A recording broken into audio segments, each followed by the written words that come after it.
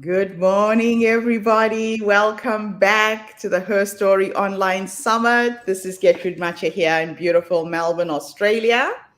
And welcome to our host for the day. Gail, introduce yourself. Tell everybody where you are. Hello, Gertrude. Hello, everyone. I should say good evening from Johannesburg.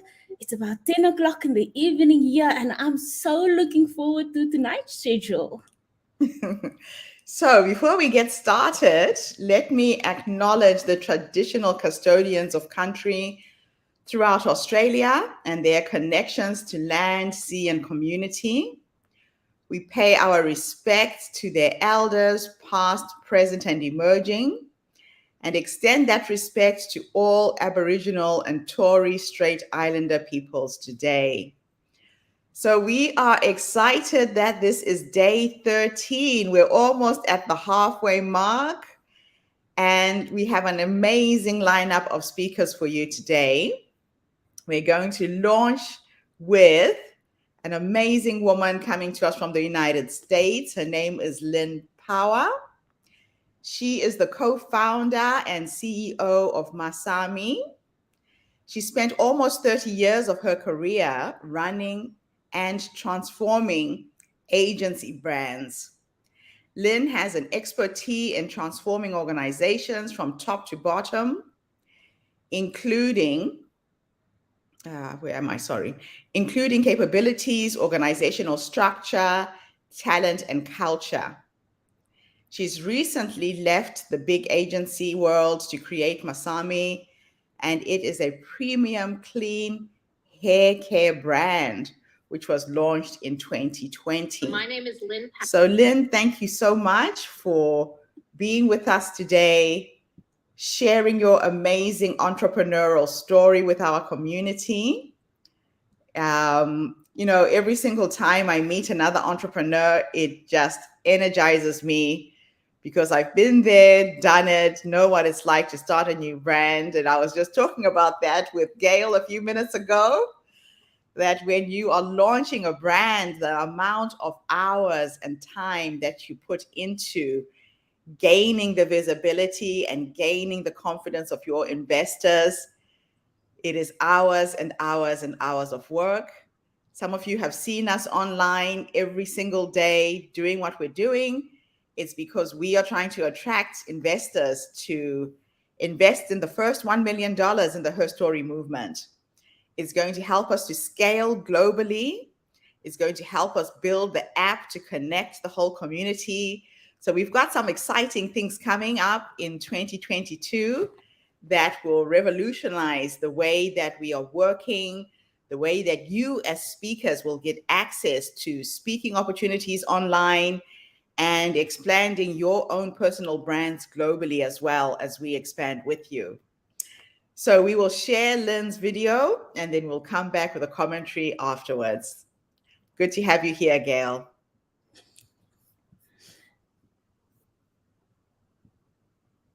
So my name is Lynn Power. I'm currently sitting in Palm Springs, California.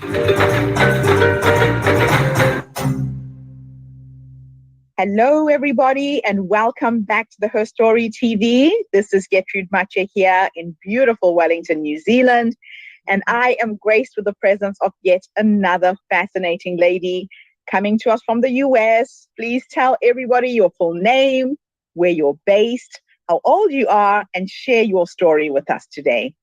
Sure. So my name is Lynn Power. I'm currently sitting in Palm Springs, California, although our business is based in New York City.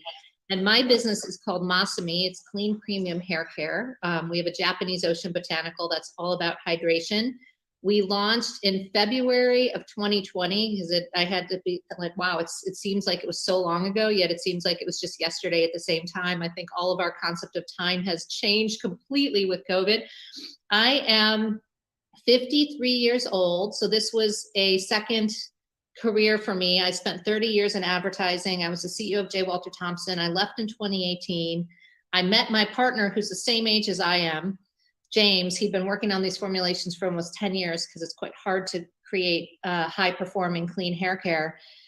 we just got on like a house on fire and decided to launch the business. So it took us about 18 months to get it up and running. And here we are today. It's great. I absolutely love your story. It is just incredible what entrepreneurs are doing, especially those who have a social impact. Now, tell me, why do you think it's important for businesses to have this social conscience? I just think that it's our responsibility today to make the change happen. And I actually believe it's a small indie brand that are making it happen. And we're going to end up forcing the big corporations to follow suit. So we are all about sustainability. We help support ocean research in Northeast Japan, where we get our key ingredient, because we feel like if you take from the earth, you should replenish. We are carbon neutral, we're plastic neutral, and we have sustainable bottles and refills. And I think every company needs to sort of think about their values and not just put them in a manifesto on their website, but actually live into them, right? Like make things happen that are reflective of the values of the company that you're creating. That is just wonderful. More organizations need to have that social conscience. It's really needed. So tell us a little bit about the actual product itself. We had a little discussion before we started the interview of the production process. Let's go a little bit into that so people get to understand. Yeah, so we have shampoo, conditioner, a shine serum, and a styling cream. And our products are infused with makabu, which is a Japanese ocean botanical. We put it into our products in powder form. We get it from a family-owned seaweed company in Northeast Japan, by the way, they're amazing because they harvest it, they dry it, they irradiate, they send it to us. And when we put it into our products in powder form, it allows it to act like a sponge for your hair, so we can put more active ingredient without weighing your hair down. I don't know about you, but when I've used heavy moisturizing products, a lot of times my hair feels heavy or greasy. And these products are still lightweight, which seems like it shouldn't work, but they actually are beautiful because of that. And they work for virtually every hair type and every ethnicity. We've tested them on everyone we could find. And men love our products too, actually. 40% of our customers are men, believe it or not. Hey, that is awesome. That is awesome. So where do you see the future of your business going? So we would love to do more, because I feel like we're just scratching the surface in terms of clean beauty, right? So really reframing consumer behavior around what clean beauty means and helping people find ways to be more sustainable. So I think we're going to keep pushing the envelope, and hopefully we'll get rid of our plastic bottles at some point because they drive me nuts. But we just haven't found a super great alternative yet, but that's coming, I'm sure. Yeah, and I think we're going to continue to innovate and create products that people love. That is fantastic. Now, have you been affected by the COVID pandemic in any way? Are you selling your product in physical stores? Are you doing it online? How have you managed to pivot and survive as a business? That's a really good question. So we launched in February of 2020, as I mentioned, and salons were a big part of our launch plan, which obviously a month later in New York City were closed. So we had to pivot and focus on our current customers, our content strategy, and other ways that we can engage our customers, which luckily we were able to do. So it was not a bad thing. It just meant that we had to shift our priorities last year. And hopefully now that salons are opening up again, we can go back in and have those conversations again. Wow. That took a lot of courage. You just launched a business and then everything changes. So as an entrepreneur, what advice would you give somebody who's thinking of going into business based on what you've learned from this experience? What advice would you give to somebody who's launching a new business, especially in this environment? I would say a couple of things. The first one is build a network of supporters, mentors, peers, advisors. They can be in your industry, they can be out of your industry, but they should be people that are gonna, be good sounding boards for you and help you figure things out. And then also, if you're thinking about a co-founder, find somebody who's a complement to you and not alone. because you don't need somebody who's a duplicate of yourself. You want somebody whose skill sets are going to extend yours and vice versa. So it's all about building your team, right? People who complement your weaknesses. Yes. And understanding your weaknesses is key too, because I know a lot of people are afraid to sort of admit what they don't like or they don't want to do or they're not good at. And you just have to be really pragmatic about it and know that if you're not a spreadsheet person and you don't like getting into the finances, that's okay. There are plenty of people that do, and you can find somebody and it's all good. That's awesome. Now, prior to going into this business, what was your background? A lot of people are wanting to change careers, do something interesting, do something new. This is a very unique niche that you found. What were you doing prior to this? So I had a great career. I was in advertising and marketing my entire career. I spent 30 years building brands for other people. So I had kind of woke up and decided, wait a minute, why am I doing this for everyone else? I should be doing this for myself. And Yes. I'm not getting any younger. So I think I've had the breadth of experience. I've worked in virtually every category. I'd worked in a lot of beauty before, so I knew I loved it and I always gravitated back to it. So I think it just wasn't that huge. It sounds like a scary leap, but for me, it wasn't that scary of a leap because I had been doing it, just not for myself. So Right. it's great to be doing it and not have a client per se. Yes. You are now the client. You're doing it for yourself. Yeah. Which I'm either a terrible client or a great client. I don't know, but we'll see. So let me take you to your younger self. Based on everything life has taught you, if you could have a conversation with that young woman when you were starting your career, what 3 nuggets of wisdom would you give her? Oh my gosh. First of all, don't get a perm, no matter what. Look, I started my career in the late 80s and it was not a pretty time. So there's that. But then I would say, don't be afraid to speak up because I was an introvert. I still am. People don't believe it when I say that I am because I'm a learned extrovert. It took me a really long time to actually get the nerve to talk in meetings and to put myself out there. And then I'd say the third thing is learn how to say no. You don't have to be a people pleaser all the time and agree to everything, which I did for a lot of my career. And I ended up taking terrible assignments because nobody else would take them and they knew I would. Oh. And, you do it and then you're like, why am I doing this? Yes. But then you do a good job at it. And they're like, see, we knew you could do a good job at it. And you're like, wait, am I being punished or am I being rewarded? I don't know. It's like, you can't tell. So I think no is a very powerful thing.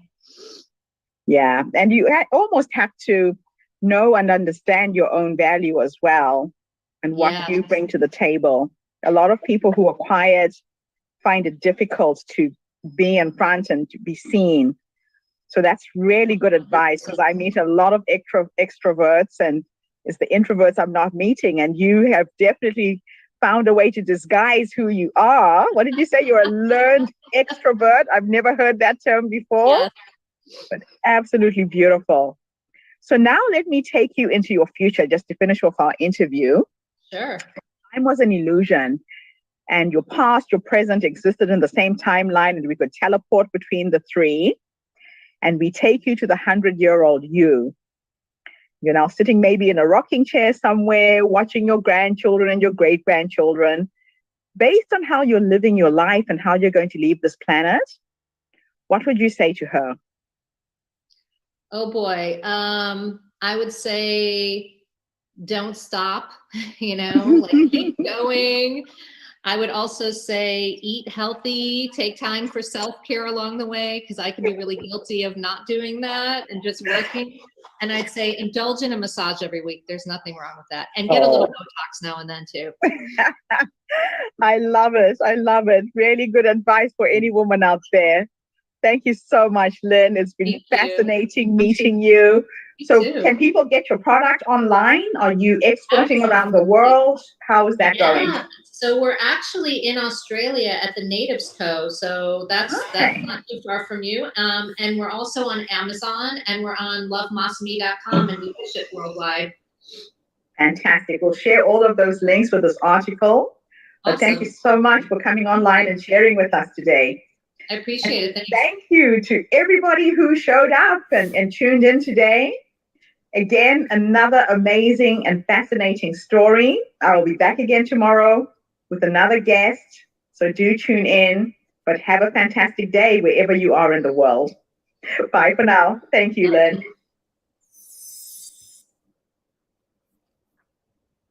Wow. What an amazing entrepreneur. Now, what's interesting is there are people who aren't extroverts, who are forced to work in the business world and pretend that they are.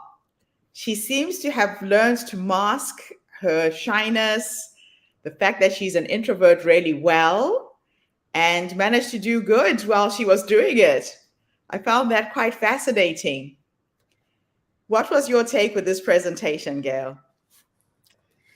I like the fact that she spoke about values, because many times companies does have values and it's just sitting on their walls, and values is not supposed to be there. It's supposed to be a lifestyle. We're supposed to be living it, and values is very important to me. So that was my big takeaway from her. It really resonated with me, Gertrude. Yeah, no, she's an amazing woman, and I'm excited to see her product has gone out into the world. And again, it's a sustainable product where they're being conscious of what chemicals, what they're using in the skincare range. I mean, a lot of times people don't realize that your skin is the biggest organ you have. Think about it, it covers your whole body. And we're putting these creams, we're putting these cosmetics on, and very unconsciously and just being absorbed into your system. And then you start getting all kinds of illnesses and cancer, and you wonder why that's happening. So just being aware of what products are you using, what is in them, and yeah, look for a nice, clean healthcare brand that can take care of your body as well. So our next speaker is Jennifer Pilari. She can recall the first time somebody handed her a bottle of cold snap. Now, because we are here in New Zealand, you're in South Africa, I had no idea what this was. But she said that she was managing a restaurant in Boulder, Colorado in 2001 and started feeling the signs of a cold. She told a coworker who gave her an almost empty bottle of cold snap, and she took 2 capsules every 20 minutes until the rest of the bottle was gone. And the next day she felt fine. Fast track years later, she went on to study a master's in Oriental medicine at Southwest Acupuncture College in Boulder.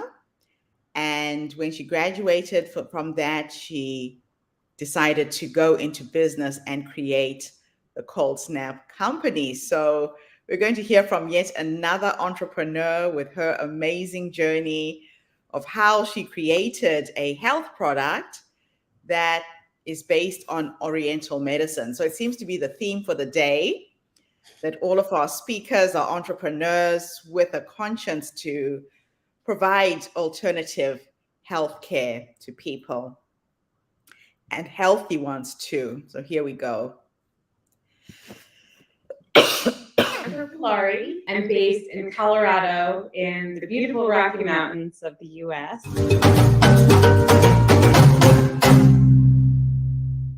Good morning, everybody, and welcome back to the Herstory TV and the Herstory podcast. This is Gertrude Mache here in beautiful Wellington, New Zealand. This morning, I am graced with the presence of yet another fascinating young woman coming to us all the way from the United States. Welcome to our tribe. Tell everybody your full name, where you're based, how old you are, and share your story with us today. My name is Jennifer Pilari. I'm 43, and I'm based in Colorado in the beautiful Rocky Mountains of the U.S. My story is rather complicated, so I am going to try to keep it tight for you. Basically, a year ago, I found myself thrust into a medical mystery, and I was the medical mystery. I was starting to have one inflammatory symptom after another, and it left me bedridden. I couldn't walk. One of my knees was 4 times the size of the other. I was having seizures and all kinds of neurological symptoms. And at the same exact time, I found myself as a single mother of 3, home with my 3 children who needed to be homeschooled by someone, apparently. Wasn't really going to be me. And the business that I run, which is an herbal supplement company, got really, really busy because we have an immune support product. And so last March through May were the biggest 3 months in company history. So at the same time that my health is declining, my children need me, they're declining, have very little access to friends and family. And it was just like the perfect storm of obstacles. And so I kind of trusted my intuition. And one of the things my gut told me when I realized what was going on with my health, which is actually chronic Lyme disease, which I've had since I was a small child, and it was never diagnosed. It was always misdiagnosed or undiagnosed, but it was triggered by mold. I had just bought a house, and it had been used as a marijuana grow house, and the HVAC was full of mold. So breathing in the mold is what triggered all of my symptoms. But I had this thought, and it was, you will learn more than you will lose from this. And I have held that thought, and I have really overcome this disease. My doctor thinks of me as a miracle patient. I don't really think of myself in that way, but I have gotten like 90% better, which is unheard of for this disease in this short period of time. And so with that experience and that drive to get better, I have obviously done a lot of learning. Wow. Your story is amazing. It sounds to me like everything that can go wrong went wrong. And at the same time, business-wise, it was a thriving time for your business. Now, you have been in this field for a while. You have been specializing in these alternative herbal remedies for people. What got you into that in the first place? Well, interestingly, I was a very sickly child, which now makes sense. I was always my parents' kid who had this issue and that issue. I remember I had mono at the end of high school. I had had alopecia. I was diagnosed with juvenile arthritis. I had severe menstrual cramps. It was diagnosed as endometriosis. Now I know that was actually Lyme disease, but like, it's a very strange disease. It'll just show up in autoimmune type ways. So I was always kind of dismissed as like a fairly unhealthy person, just like poor Jen. She got the like crappy gene lottery or something. And I viewed myself that way too. So when I finished undergrad, I decided to get into a health profession just so I could learn more. And acupuncture, I had it a few times and I was just amazed. And I learned that it was like a 4-year master's program and decided, okay, this is what I want to be involved with. So that started my journey. And while I was a student in acupuncture school, I actually was taking a formula, this formula, Cold Snap, that is made by the company that I now own. So I was giving this formula, which is all Chinese herbs, as Christmas gifts to people with no idea that one day I would own the company that makes it. So that started my journey, and I had been remarkably healthy since then until this last year. Wow. Wow. Now, COVID-19 has presented any entrepreneur with either an opportunity or danger. And you have been doing all of this single-handedly, single mom, 3 little kids. How do you do it? How do you wake up every morning? How do you bounce back? Sometimes I really don't know. I have like a really strong sense of intuition about things working out and that things are part of a greater good, that it doesn't just have to do with me.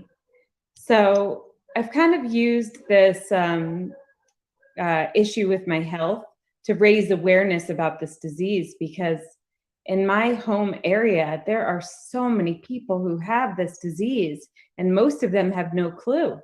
They're all diagnosed with MS or rheumatoid arthritis or like a bunch of autoimmune diseases. And so I have just use this as an opportunity to really explore other types of healing modalities too.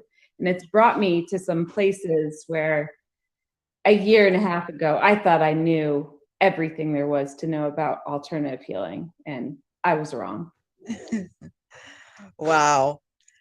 So if you were to go back to the younger you, that young woman who made a decision to buy a company, go into business, what nuggets of wisdom would you give her? Let's say there's a young woman who's listening to this interview, is scared, is sitting on the fence, has no idea whether they should go forward or not. What advice would you give her? I mean, I think that you have to trust your intuition, and also this, I know how this can sound to people, but I do think this is real, that like ultimately the universe wants what's in your best interest. Even if it doesn't, even if it looks ugly and scary and like a disaster. But I think there's always some force inside of us that's like nudging us to want to be involved with something. And we have to kind of resign to that and follow it. Because sometimes I wonder if the reason why that I own my business is not to make me a business owner, but it's because of the value that knowing about this kind of world has provided to my health. And if I hadn't gone into Chinese medicine and alternative health, who knows what the last 20 years would have been like for me. I might have not ever gotten that break from this disease. Yeah. So you've kind of followed your gut. You've really trusted your instincts in everything you've done. And I guess your intuition is like a muscle, right? You have to use it for it to get strong. And the more you use it, the stronger it gets. Mm-hmm. And you make mistakes. Awesome. I think that's the other part of it. Like, I think there are parts of me that always tend to act in a certain way, and that fails me sometimes, and that is part of the process. But I have a really good friend, and she just said to me recently, I don't understand why someone like you gets thrown so many obstacles. Yes. And I was like, I could see why you'd say that, but that's not how I view it. Right. So what is your take? Why do you think all these things are coming at you? I think everything is for learning. Yeah. And I think that everyone has the opportunity to be a teacher for other people and help alleviate some of their suffering. You have to accept that life is suffering. There's so much. But if you can help someone on their path a little bit and give them hope, I feel like that goes a long way to help you also. Yeah, so you are right. They say we are given the challenges so we can become teachers, that the universe will never throw anything at you can't overcome. Mm-hmm. But some people succumb to the challenges and they can't cope. So this has got to do with your personal attitudes, the way you frame the world, I would say. For sure. Yeah, I think it has a lot to do with my upbringing. So tell us a little bit about your upbringing. What Is it your parents, your grandparents? Where does this way of thinking come from? Yeah, I mean, I grew up in a very working class area of Connecticut, which is a Uh-huh. state here that people don't think of as working class because there's a lot of wealth there too. I grew Right. up on like the other side of the tracks where there was not a lot of industry. Neither of my parents went to college. They had us very young. I think I was born when my mom was 21, and I have an older sister. You know, they didn't have very many opportunities, Yeah. but they worked hard. My dad, I remember him working like 3 jobs when I was a kid. And my mom, she just wanted to do the best for her 3 Your children. kids. Yeah. So I always had the modeling of working hard. I didn't have the most peaceful home life growing up. You know, there was a lot of turmoil and addiction and just a lot of things that were rough, but I had a very big extended family. And Mhm. then I always just had this grit about me. And I think originally that grit was to get out. I just knew I did not want to stay there. Yes. And I knew that becoming educated, doing well in school were my tickets out of that area. Yeah. But it's always just kind of been part of me of like, okay, there are problems. Oh, you're not going to make rent this month. Oh, you have to figure out how to pay for this. You have to figure out how to get from here to there. I just did it. And that is how, even as I've gotten a lot more financially comfortable, I have never let it make me just like sit back. I'm always looking for like the next thing, or like I have a nonprofit in my head for the future, and I have all kinds of other little business endeavors. It's like my brain doesn't quit. Actually stop. Yeah. Yeah. I love Yeah. that. So where do you see yourself 100 years from now? Or let's say at the age of 100, when you're sitting in your rocking chair, reflecting back on your life, what do you think that's going to look like if you could have a conversation with the older you? You know, I hope that I slow down at some point. I mean, what happened to me last year with my health forced me to physically slow down. And I realize now that that was another sign from the universe of me not having to do it all, and I shouldn't do it all. So I Yeah. hope that at some point I slow down. I don't see that happening for a while. I just have Mm. this whole experience has now made me think of all these other things that I want to do, try to reach people.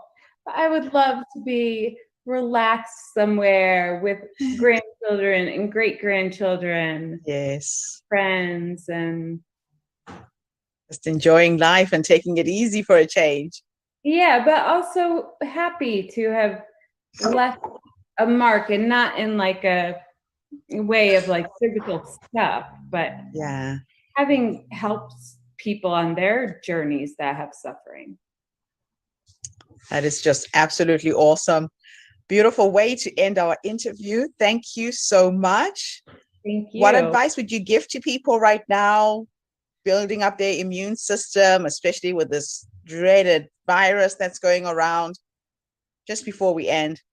I think that people have more control over their health than they realize. You can become empowered. You can learn, not to say that doctors don't have value, because they certainly add lots of value, but they are limited in their ability to learn. And, you know, they also are running a business that's Yes. relationship with pharmaceutical companies and doing surgery and things that create profit. But I think that your real power comes in trying to learn about health on your own. And you Yeah. can eat foods and take herbs and make lifestyle choices that really enhance your health. And for me, it was the solution that the doctors gave me is a non-solution. It's not a solution for anyone with this disease. It Right. just them kind of in a state of unwell. Yeah. And I really had to kind of set out on my own to find my own solution and Mm, never get to the point where I was just owned by this disease. yeah. I'll always have this disease. There is no cure, but Mm. I'm never going to let it Take you down. No, it doesn't sound like that will ever happen. Yeah. Thank you so much for this interview, Jennifer. It's an absolute pleasure meeting you. And thank you to everybody who's tuned in. The product, again, can be found on what website? Oh, we are on Amazon, and our website is ohco.com. Okay. Internationally, we're in Alibaba. Good. I'll Yeah. definitely put all of these links with this interview. Thank you. Reach out, everybody. You have control of your health. It's a choice you get to make. And I think COVID has come to remind all of us of that as well. Absolutely. Thank you, Jennifer. Tune in again tomorrow, everybody, when I come back with yet another amazing young woman who has a business from a different part of the world. Bye for now. Thank you again, Jennifer. Bye.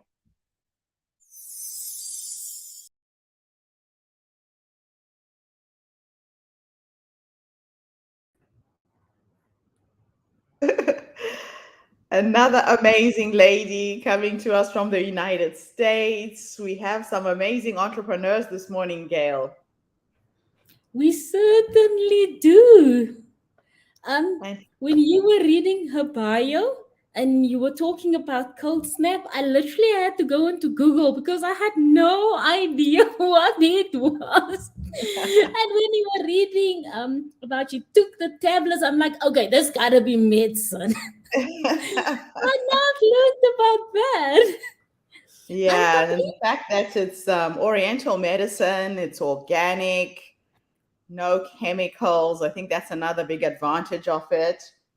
But it's interesting how somebody who was suffering from an ailment did enough research to heal herself, and now she's bought the company and she's helping to heal other people. I think that's a very admirable story there. Very much. She Oh, could man. she could easily have given up being a single mother and sitting right here in the dungeon, but she Yeah. didn't. She made that. I mean, at some point in the talk, she said, "You will learn more than you will lose from this situation," and she has proven it. So I'm Yeah. super fired up about her. So we're going to take a little commercial break and just share with our audience that we are still looking for speakers for this month. Every single day, we want to bring you at least 10 to 15 different stories. So please go onto our website and register to speak, theherstorycircle.com. Come and be one of our tribe.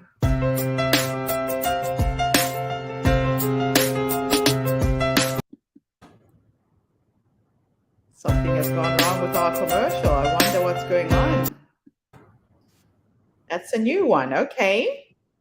We will move on. We'll have to see what went wrong there. So, Gail, we have two more speakers that I've put in the chat. If you want to read their bios, straight Cool. after Jen, we Let me have start with Tangela Walker. yeah. Starting with her bio, she says, "I invented and patented a breastfeeding pillow called Go Pillow that is now marketed and sold around the world as the Cushies Go Pillow. I breastfed my daughter for 2 years. I'm very proud of this woman. Due to my own breastfeeding needs, I invented and painted the best multi-purpose breastfeeding and traveling product that a mom or caregiver could have. The Go Pillow. I had an idea of the Go Pillow because my daughter was born with a head full of hair. Each time I would breastfeed her, the back of her head, of her neck, and her hairline would perspire, and my arm would be damp. I would need to I decided that I needed an arm cover, not just breastfeeding, but for cradling my baby.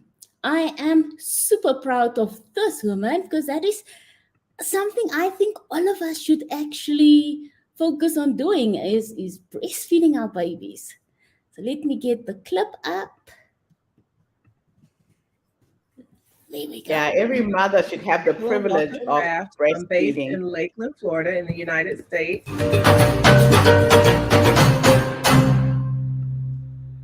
Hello, everybody, and welcome back to the Herstory TV and the Herstory podcast. This is Gertrude Mache here in beautiful Wellington, New Zealand, and I am graced with the presence of yet another amazing sister coming to us all the way from the US. Welcome, welcome, welcome to our tribe. Tell everybody your full name, where you're based, how old you are, and share your story with us today. My name is Tangela Walker Craft. I'm based in Lakeland, Florida, in the United States. I'm 50 years old, and I am the inventor of the multi-purpose childcare product called the Go Pillow. And Now, how does this Go Pillow begin? Where did the idea come from? well, I was a breastfeeding mom, and I had a daughter that was blessed with a head full of beautiful black hair. So every time I would cradle her to breastfeed her, my arm would perspire. And I started to try to figure out a solution for that. And then my husband and I were with her at a theme park, and we parked our stroller, went to get on a ride. When we came off, it was pouring down rain, and we were surrounded by other people in this tight space, and I needed to breastfeed her. And I told my husband, I said, if that pillow that I've been talking about could have a privacy blanket on it, it would make situations like this less stressful and easier for moms. So I kind of looked around, I searched, I didn't see anything like it. And I decided to go for it and try to invent the product that I needed for my own purposes to help out moms like me. So I invented the pillow that has a blanket attached that tucks back inside the pillow. You can pull it out when you need it. And then when you don't need it any longer, you can tuck it back inside the pillow. That is absolutely fascinating. And this is the thing about women. We come up with these inventions first to solve a problem for ourselves. And now it sounds to me like you've solved a problem for other women as well. And so where can people buy this product? Where is it available? It's currently available on Amazon. It's also sold online by Walmart, Bed Bath & Beyond, Bye Bye Baby, and several boutiques throughout the world, but predominantly Walmart and Amazon are the ones that we're selling it with now. The company that distributes the product for me is called Cushy's Baby. They are always open to selling to boutiques and privately owned stores, and anyone that is interested. They sell it wholesale, and then they also sell it retail on their website. So cushysonline.com is one of the places that you can get it. But my hope is that it can be sold by other stores and throughout the world by some smaller boutique owners once they find out that it exists. Okay.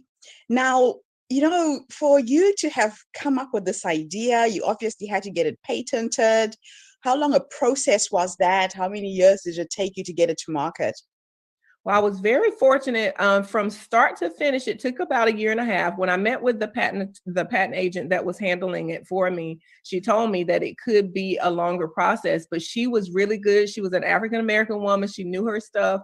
And she called me after we had been waiting for the patent to go through one day. And she's like, it went through, and it went through on the first try, which according to her is not something that's very common. Usually they send it back to you and ask for clarification or ask for modifications.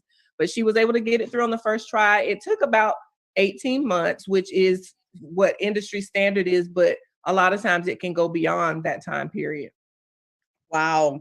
That's just absolutely amazing. It sounds to me like it was just meant to be. Yeah, I literally had a dream one night about, after having this need, I had a dream one night about this product, and woke up the next morning and I thought, I want to do this, but I don't know if I can. And it was with the encouragement of some other entrepreneurs that were moms that I decided to go for it. And once I decided to try to sell it, I sold it online. I was only doing it locally, but I realized that I needed somebody that could do it internationally. And I reached out to several companies, and the one company that did reply and that I did end up working with was a company that had a VP that was also a mom and that had a child about the age of my child, and she saw the usefulness of the product. So she kept going to bat for me with the heads of her company until she was able to get them to pick it up. Oh, I absolutely love that. Now, a lot of women doubt themselves when they come up with these entrepreneurial ideas. You know, we self sabotage the gifts that we're born with as inventors, as creators. If you were to talk to another young mom right now who has an idea, has no idea where to start, is scared to start, what three nuggets of wisdom would you give them based on the experience you've had with your product? Well, the first thing that I would tell them is if you have a need for this product, then there's probably other people that also have a similar need. So don't Mhm. doubt yourself. If you think that it's something that's worth trying, try it.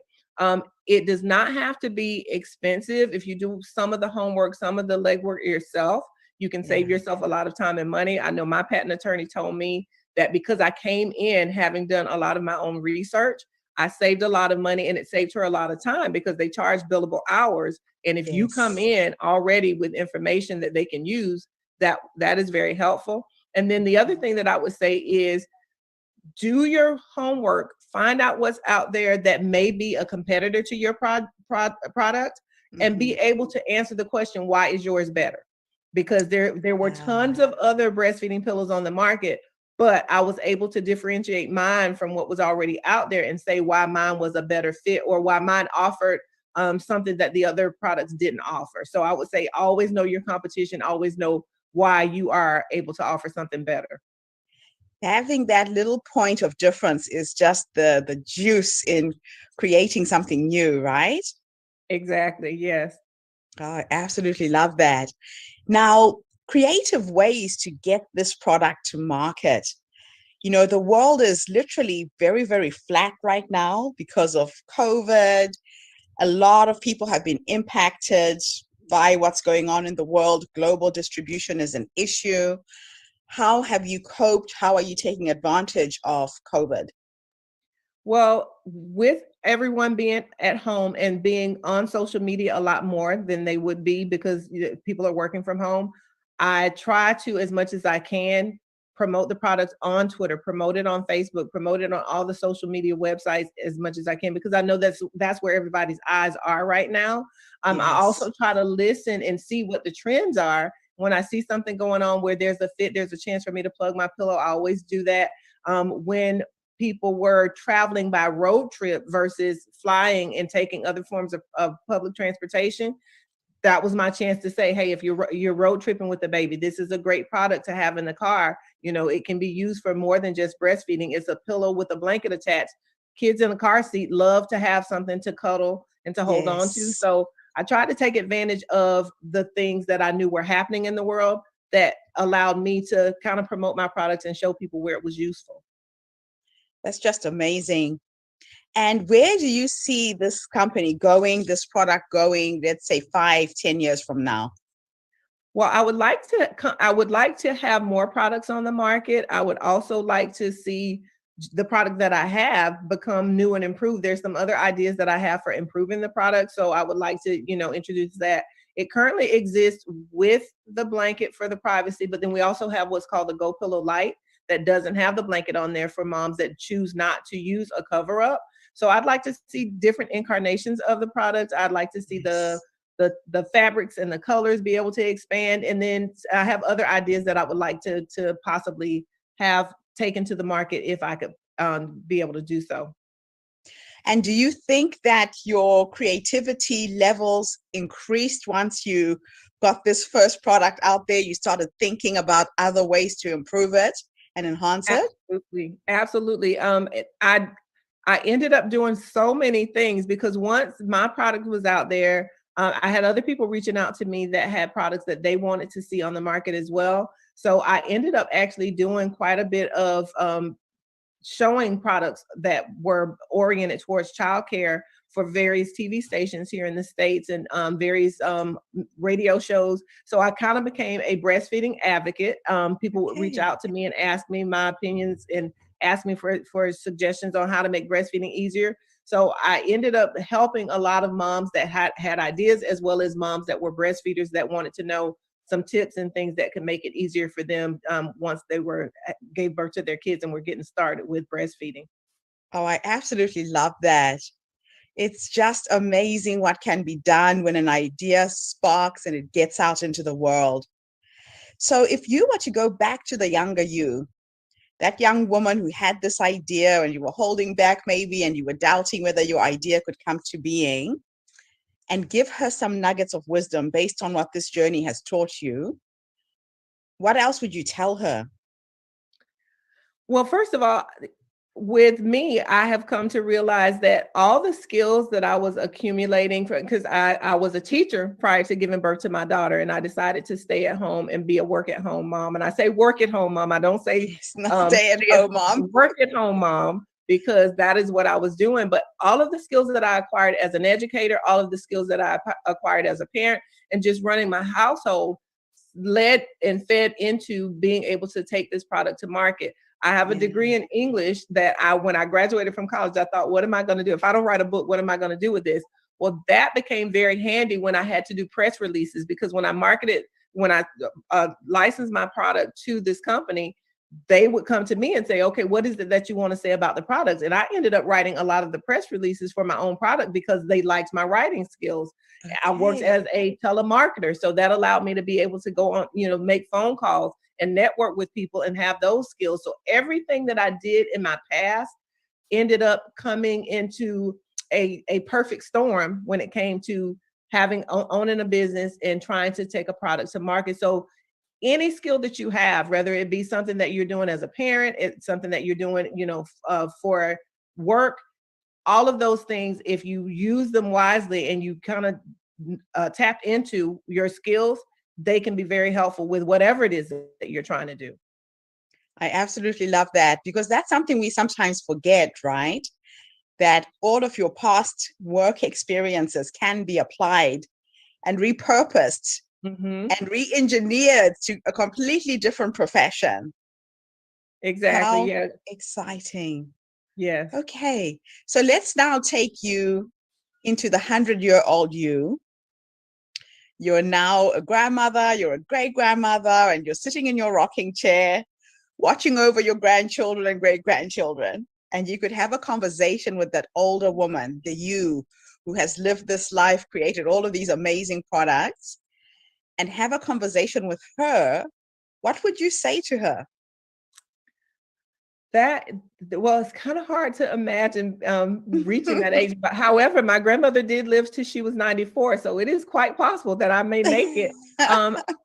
I would just hope that I would be able to say to her that the life that I lived was a life that made my family proud. I'm especially hopeful that I'm being a good example to my daughter. And Yes. I hope that I've left a legacy of, when you see something, when you see a challenge and you want to go after it, go after it. I also want her to know that there's nothing that she can't do. So I would hope the older me would look back and reflect and see that I have opened some doors for my daughter as well as other young females. When when I teach, because I do currently still teach, when I tell my students that I'm an inventor, when they're reading a story or an article, because I teach reading, they're reading an article about inventors, I can say to them, well, did you know that I was an inventor? Did you know that I actually have a patent on a product?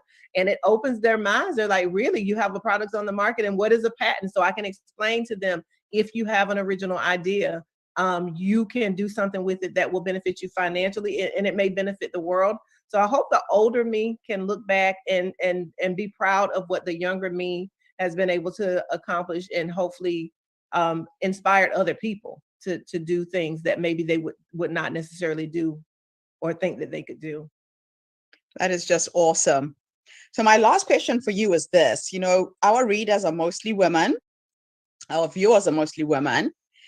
If somebody could pick up this article, could watch this podcast interview, what would you like us to do for you? Well, the one very obvious thing is check the product out. If you know someone that's having a baby, consider purchasing the product because it is available around the world. And then the other thing that would be extremely helpful is to contact stores, to go into stores and bring the product to their attention. Ask for it, ask them if they're aware of it, and let them know that they can stock the product. All they have to do is reach out to Cushy's Baby, which is the distributor of the product.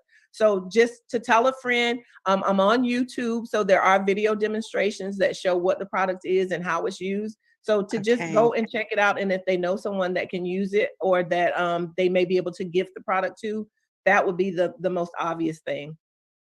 Well, I'm going to be the first person to do that for you. I am expecting my first grandbaby at the end of June. Thank you. So I'm definitely going to get one for my daughter. And I think while I'm in Australia visiting her, I will see what groups she belongs to as a young mom. She's been telling me that she's been joining different types of groups because I think that's another idea, right? And this could end up even being an idea for a young mom who's at home to be one of your distributors and to sell if they can order it in bulk, things like that. I'm really excited. I'd love to see how I can help get that product to this part of the world. I so appreciate that. Thank you so much. And anything that I can do, if there's a young mom out there that's listening, I do have a blog that they are welcome to reach out to me. If they have questions about how to go about the process, if they're interested in getting a patent, if they have an idea, or even if they have a question about breastfeeding in general, I'm more than welcome any questions that anybody has. And I'm more than open to answering questions for people. And if there's something that I can kind of lead them or guide them with, I will definitely do that. Fantastic. Thank you so much. Thank you for this interview. Thank you for stepping into your greatness, into your genius, and having the courage to go out there and go to market with this amazing product that women need worldwide. And thank you to everybody who's tuned in today. Every single day I wake up and I never know who I'm going to interview, from scientists to inventors to musicians. Thank you to everybody who stepped up to share their story. This is Gertrude Matcha here in beautiful Wellington, New Zealand. I will see you again tomorrow with yet another amazing guest. Bye for now, wherever you are in the world. And thank you so much, Tangela. Thank you so much for having me.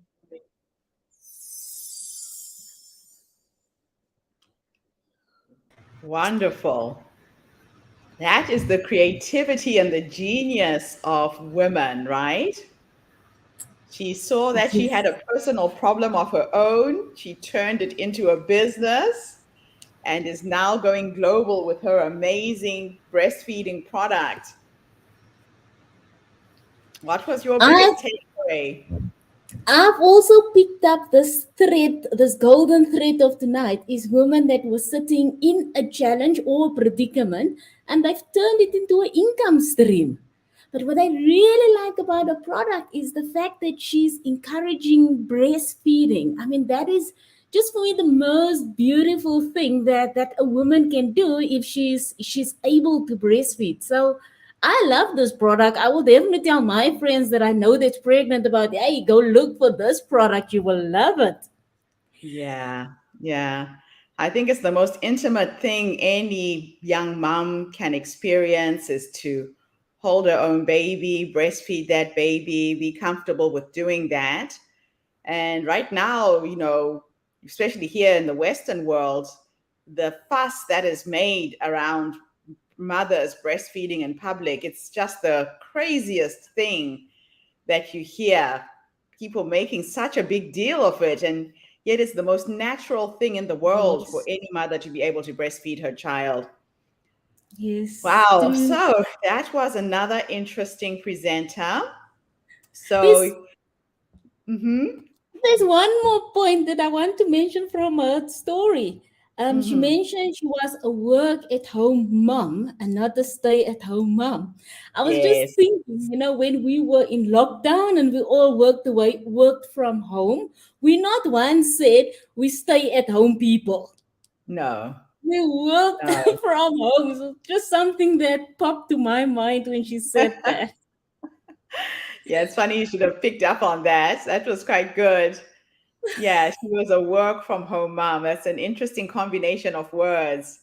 And it also takes away how people dismiss mothers who work from home. People don't take Yes, them seriously. It's like you're not actually working home.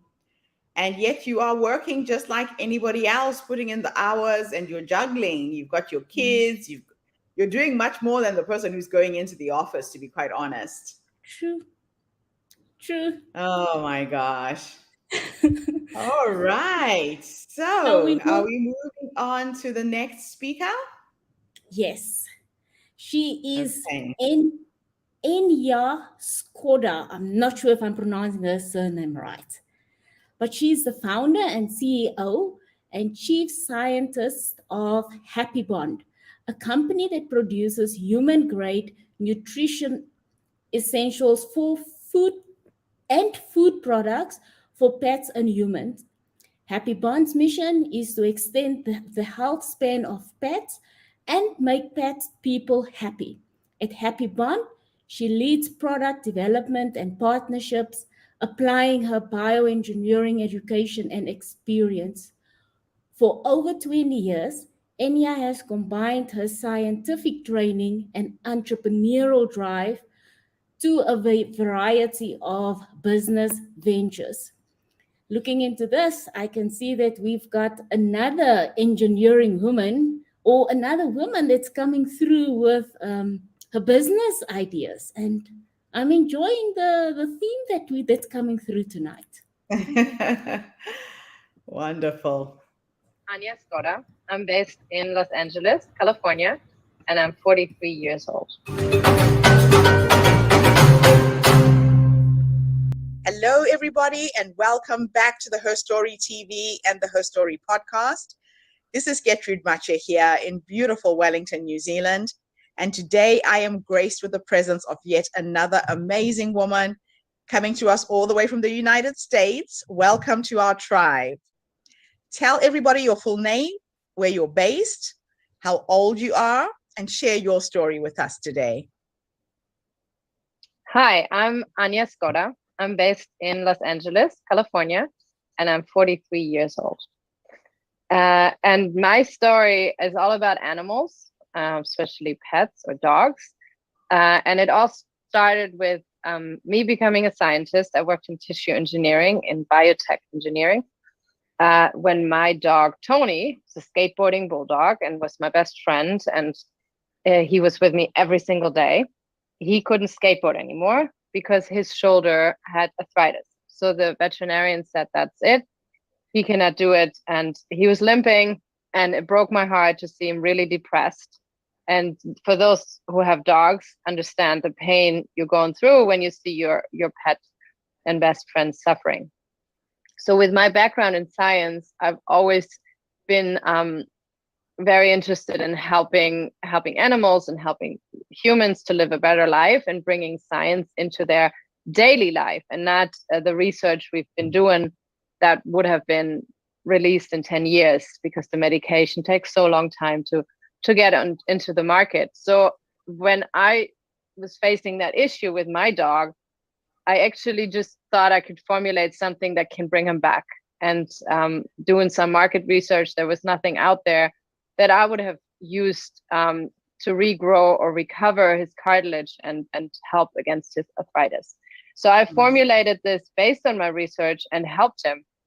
And he was actually back in a week.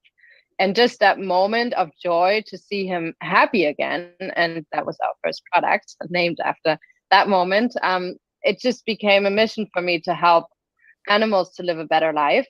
And especially after trying this and handing it out to many friends and family members, we saw so great results, and the people just gained their joy and their life back with their best friend. They could strengthen that bond together and do more fun things. Like if your dog cannot go for a walk with you and go with you or fetch a ball, this quality time together gets just smaller, and they're all getting old. So it's become really a mission for us to keep those amazing animals that love us unconditional as healthy as possible. And that is all about preventive care. It's not just acting when they're sick. I wish I would have had something like that when Tony was young, so it wouldn't have happened that late in his life, just to get him moving again. And now with our new dog, we definitely start in puppy age, and that's our whole line. It's for every age of the dogs, and we create more and more products to support pet parents to keep them healthy. And that is a big mission for us at Happy Bond, to just be there and support as many dogs as we can. And yeah, that's how I got into the pet industry as a woman. What a fascinating story. Now, right now, the world is in turmoil. A lot of people are stressed out. They're at home. Some people don't have family. They don't have relatives. And your pet really becomes your whole life. Based on everything that you have learned through science, I guess this would be the same thing for the human body, that we really have to take care of what's going into our bodies at an earlier age for us to age in a better way. How else are you helping pet owners with this brand that you've created, this Happy Bond? I know that this is a passion project for you. This is something that you love and wake up to do every single day. What other things does your platform do to help pet owners besides the food and nutrition?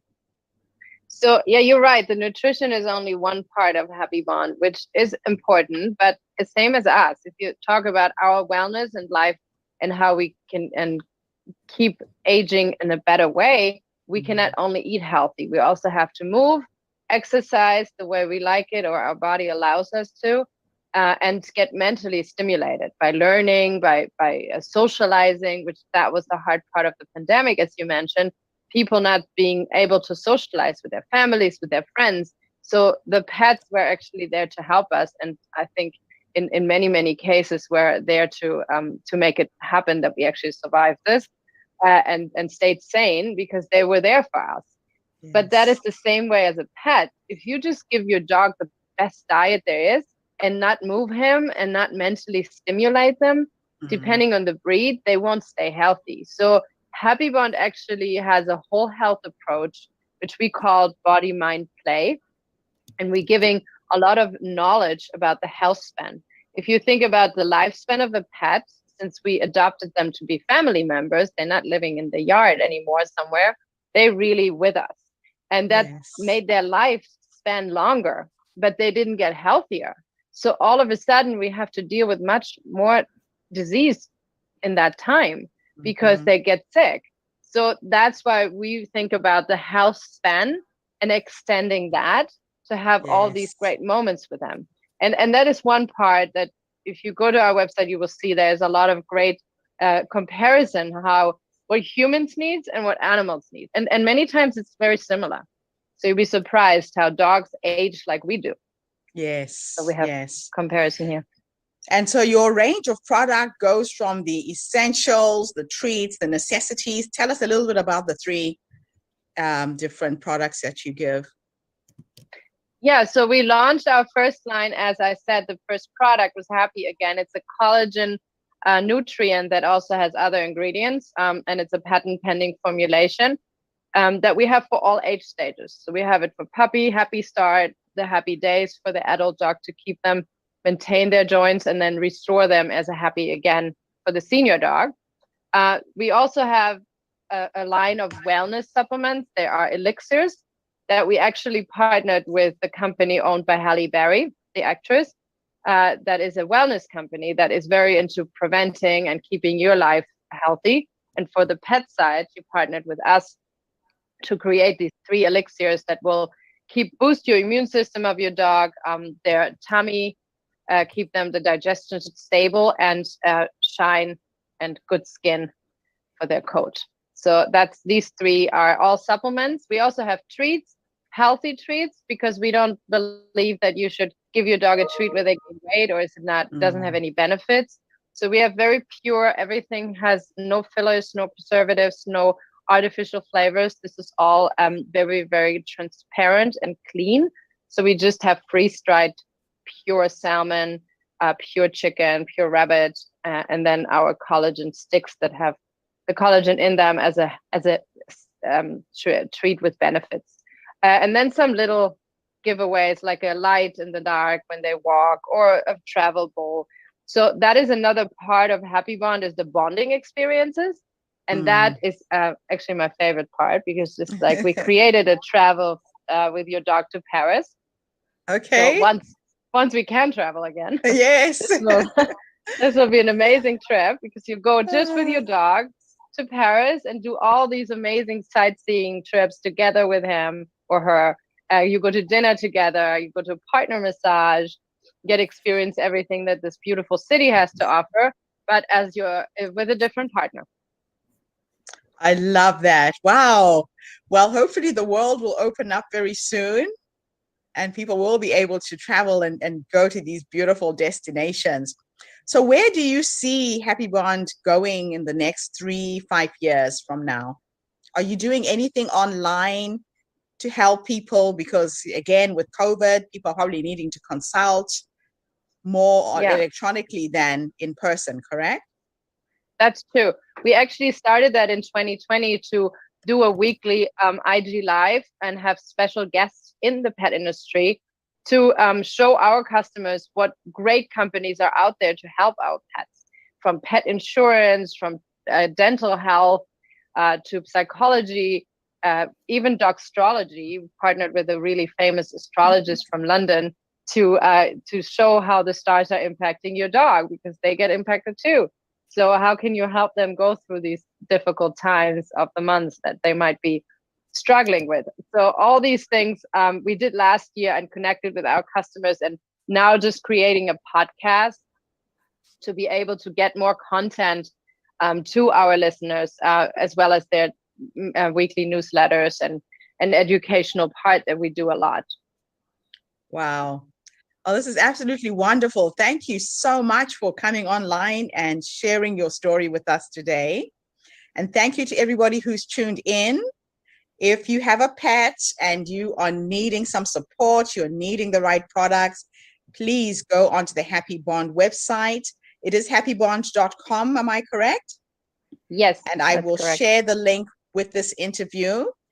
And also look out for the article that we are writing about Anjib in our magazine coming up at the end of June.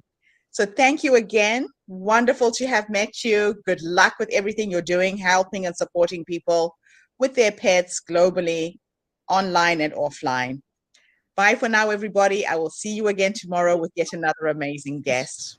Bye-bye. Bye. Thank you. Wow. Interesting. Very interesting, completely different angle. I'm always fascinated at the extent that people go to, nurture and look after their pets. It's a whole different industry that she has managed to tap into very successfully by the look of it. And especially being in the US, it's a big deal. People take their pets very, very seriously.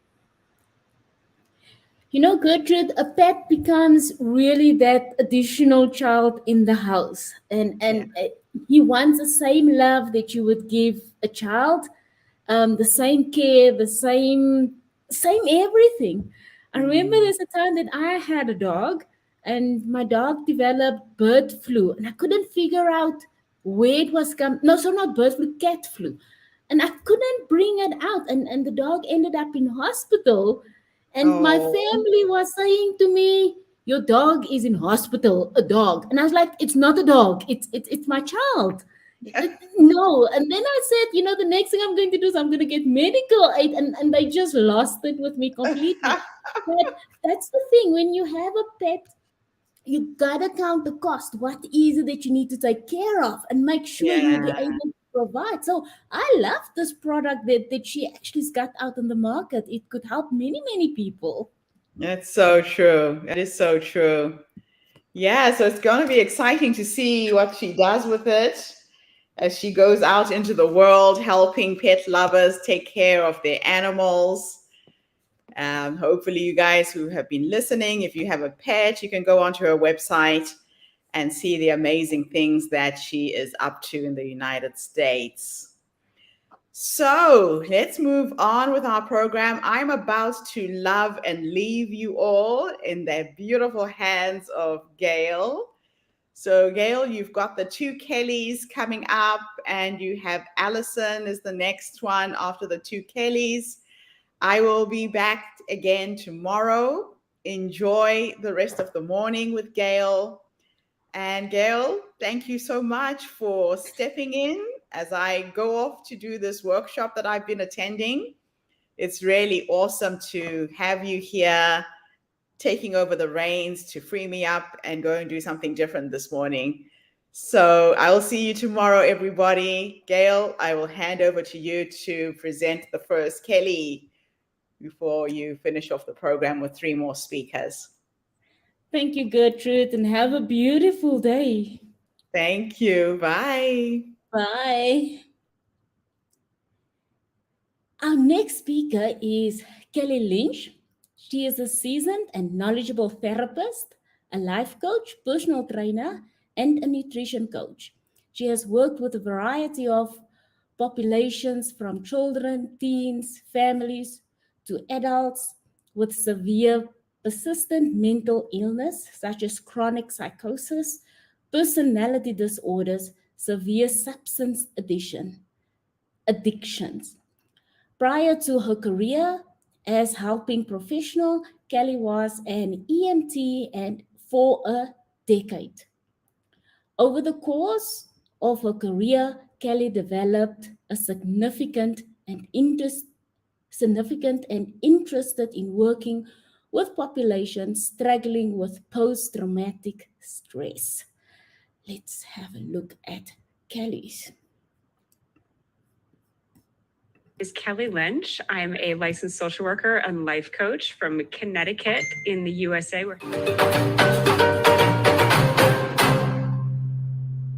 Hello, everybody, and welcome back to the Herstory TV.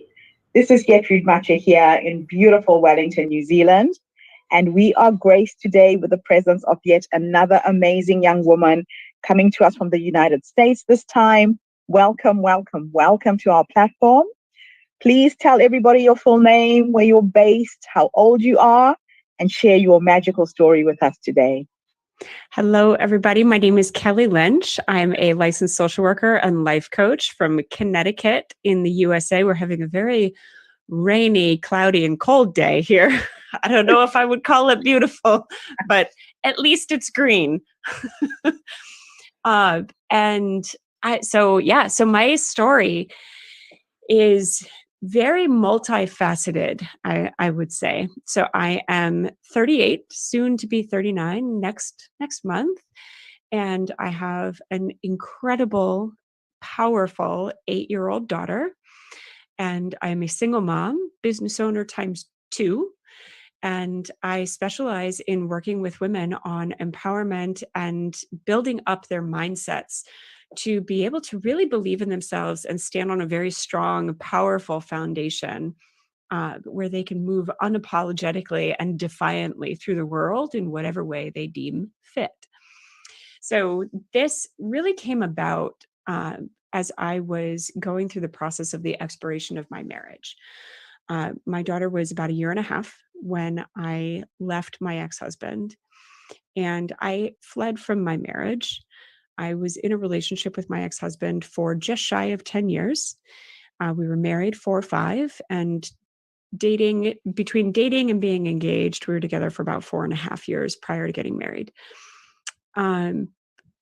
Everything about the relationship was abusive. It's important to me to emphasize that he never hit me.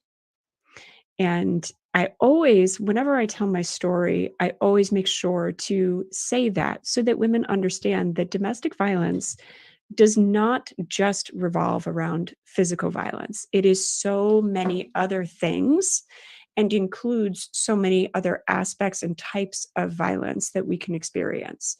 So in my relationship, it began with a lot of just mental manipulation. of breaking down my thought process around who I believed I was when I came into the relationship. And that slowly progressed into isolating me more and more from friends and family, which then escalated to financial abuse and manipulation, to the point where at one point I had no idea how much money we had. I was not allowed access to our checking account or our bank statements. And I was told repeatedly that I wasn't to be trusted with the money that we had, because he didn't believe that I would be financially responsible. And when I had never demonstrated any of that kind of behavior prior to our relationship. This then escalated to more emotional manipulation and eventually pretty severe gaslighting, to the point where when I was around 29 or 30 years old, I actually believed that I was having an early onset of dementia. I literally thought I was losing my mind, which then escalated to sexual abuse and a lot of inappropriate touching, in spite of the boundaries that I would set around not wanting to be touched in certain ways. In the last 6 months of our relationship, that's where the threat of physical violence began to happen. And there were 3 separate incidents, the last one being the most severe and being the one that got me to say enough. In the last incident, he had walked around our home. Our daughter was, like I said earlier, about 1.5 years at the time. He had walked around our home for close to 2.5 hours with a knife in his hand, in an absolute rage after we had a disagreement. And at one point threatened to slit my throat in front of our daughter. Towards the end of the incident, he had put the knife away and threw punches in the air next to my head. Again, he never hit me. He never laid a finger on me in violence. But he threw punches in the air next to my head and told me I deserved to be beaten, and that if I had been beaten by him, maybe I would be a better woman. And I mean, there's so many points that I can hit on in that. But at the end of that incident, in the following days, I disclosed to my parents what was going on. And I had resources in my family system that many women do not have access to. So it was easy for me to be able to get out in a safe way and to have financial resources that I could lean on. And so I disclosed to my parents. We planned for 6 weeks, and then I ended up fleeing in the middle of the night with my daughter while he was at work. I had a protective order. I had no contact orders for myself and my daughter to protect us from him while we were figuring out through the court how to handle things in the safest way possible. And from start to finish, the divorce took roughly about 6 months. And at that point, once the divorce was finalized, I just started rebuilding. Today, my businesses are successful and thriving. My daughter is amazing. She is just this powerful little human being. And I'm financially stable. I'm in a healthy relationship. Life is really good. So if I could say one thing to every single woman out there, you get to define what your story is, not anybody else. Wow. Wow. What an amazing story. And with a beautiful ending. You know, a lot of women suffer in silence. Yes. A lot of women will go for years and years and years of abuse without having the courage to tell a single soul. And you sound like you had family support. Yes. What do you think made you hold back from getting out a little bit earlier? Shame. That's an easy answer. Shame. I was, to be in the kind of relationship that I was in, there's still a part of me that says I feel wrong for saying this. But I'm truly not sure, in spite of what I do for a living, I'm not sure how else to describe it, honestly. it's not the way I was raised, right? It's not the way I was raised to believe that it's appropriate for somebody to treat me like that. It's not the way that I was raised to treat anybody else like that, for that matter. And I was so ashamed that I had allowed myself to be in that position. And I say allow very intentionally and purposefully, because one of the hardest lessons that I had to really take the time to sit with in exiting from this relationship was that I don't take ownership of what he did and what his choices were, right? We don't force anybody else to treat us that way. No. But we do have to take ownership of, why was I there in the first place? And part of my ownership in that was that I had not been setting the boundaries that I needed to set. I had not been prioritizing myself or honoring myself in the way that I deserved to be prioritized and honored by me. And that it didn't cause him to do the things that he did. That's his to own. But it certainly didn't make it any harder. So if you were to go back and have a conversation with the younger you, that young woman who was in the middle of this fog, unsure which way to go, what to do, based on what life has taught you up till this point, what 3 nuggets of wisdom would you give her? You were born worthy. Full stop, right? Like, it starts there. Yeah. Regardless of what anybody else ever says to you or about you, you are worthy simply because you are breathing. You are worthy. That's it, right? Then the second point would be, because you are worthy, because everything is built off of that. Yeah. Because you are worthy, you deserve to honor yourself enough to set boundaries, to set expectations of others so that they know, this is how I show up to the world, and I expect you to play at my level, right? And if you're not willing or able to play at my level, I'm willing to teach, right? If you don't know how, but you have to be willing to meet me there, right? And if you're not willing to meet me there, it's a deal breaker. Yeah, we don't need to do this, right? So it starts with worth, then goes into boundaries and expectations. And then the third point that I would make to my younger self is, you deserve to love you because you are worthy. Yeah. Right? We teach other people how to love us based on how we love ourselves. Yes. And that's a very, very difficult one for most women. Very difficult. Now, tell me something. Going into this relationship, when you look back now, were there any warning signs? Anything that could have warned you? Tell me what those characteristics are. There could be a young woman who is in a similar situation right now who could learn from this. What were the warning bells for you? Looking back now, I don't think that I would have seen it in that moment because I was so naive. Yes. But in looking back now, it was his ego. Okay. He very much presented as if he could do no wrong.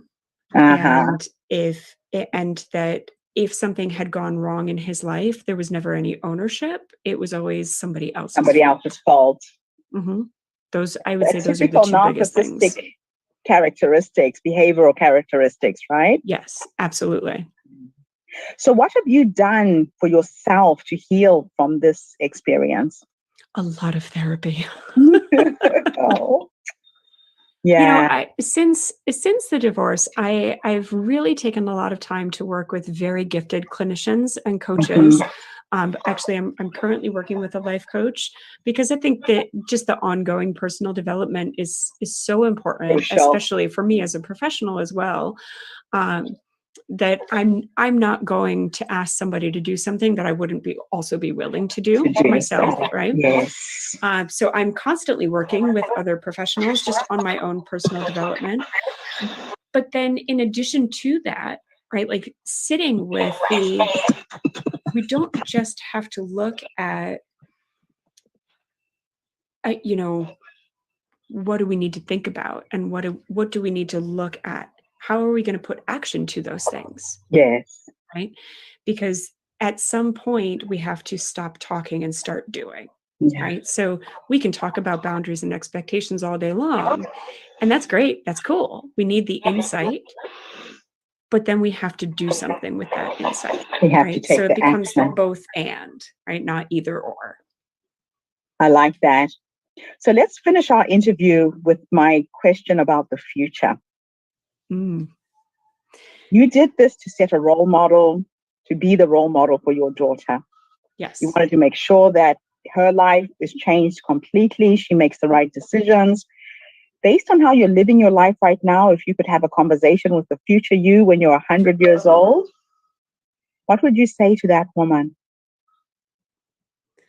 I'm so proud of you. Oh, I love that. I'm so proud of you. And I honestly struggle to like not get choked up saying that, because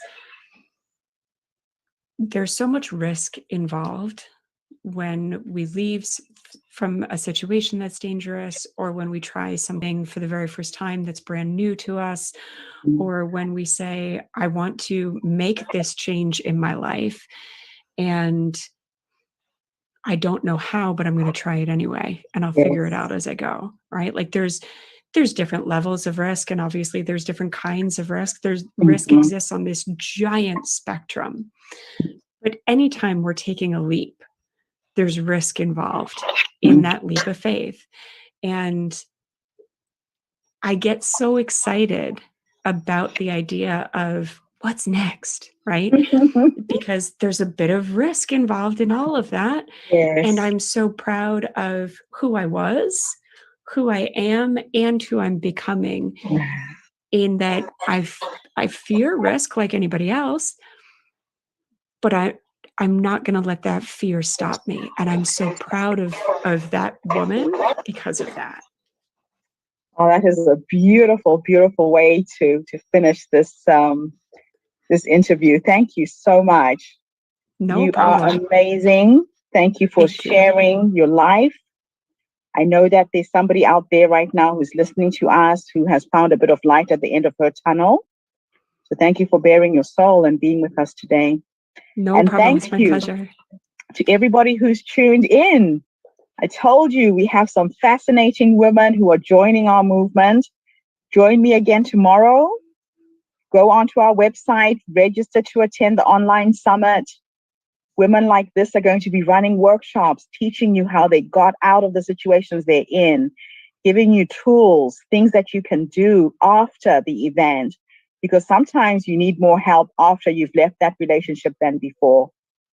So thank you, thank you, thank you. This is Gertrude Mache here in beautiful Wellington, New Zealand. Have a fantastic day wherever you are in the world, and I will see you again tomorrow. Bye for now.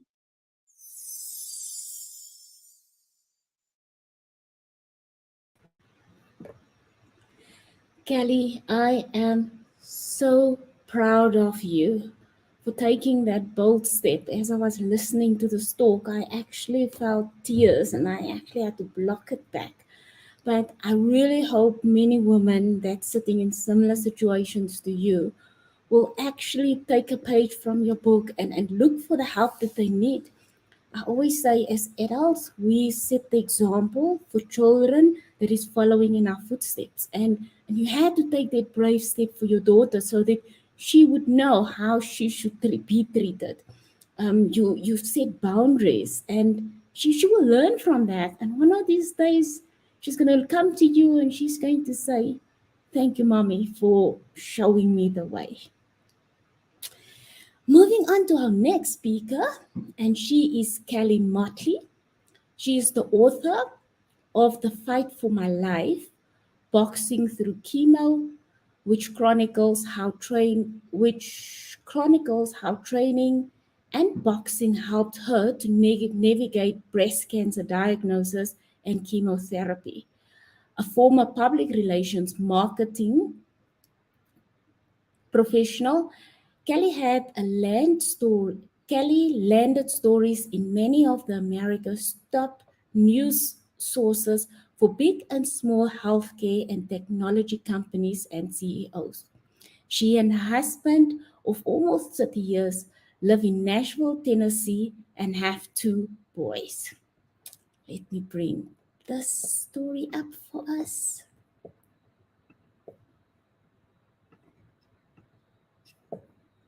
In a minute. And there we go. My name is Kelly Motley. I am 54 years old. Hello, everybody, and welcome back to the Herstory TV and the Herstory podcast. This is Gertrude Matcha here in beautiful Wellington, New Zealand. And today I am graced with the presence of an absolute dynamo coming to us all the way from the United States. Welcome, welcome, welcome to our tribe. Tell everybody your full name, where you're based, how old you are, and share your story with us today. Gertrude, I am so very grateful to be here with you today. My name is Kelly Motley. I am 54 years old. I live in Nashville, Tennessee, and I have recently written a book, and the book is titled The Fight for My Life, Boxing Through Chemo. And it's about how boxing became my remedy. It upheld me. It became my guide to make the right decisions. And it became something that I turned towards for a higher hope and higher power when I got my breast cancer diagnosis. When you are diagnosed with breast cancer or cancer, it's not going to be a comfortable road. And it's really important that your mind, your body, your spirit be sharp like a sword for the battle. And my book is really intended for people who have recently gotten a diagnosis, who are looking for hope, who might wake up at 3 a.m. and need to read something telling them that tomorrow is going to be okay. My book and each chapter in my book really details how the principles in the ring got me through a breast cancer diagnosis.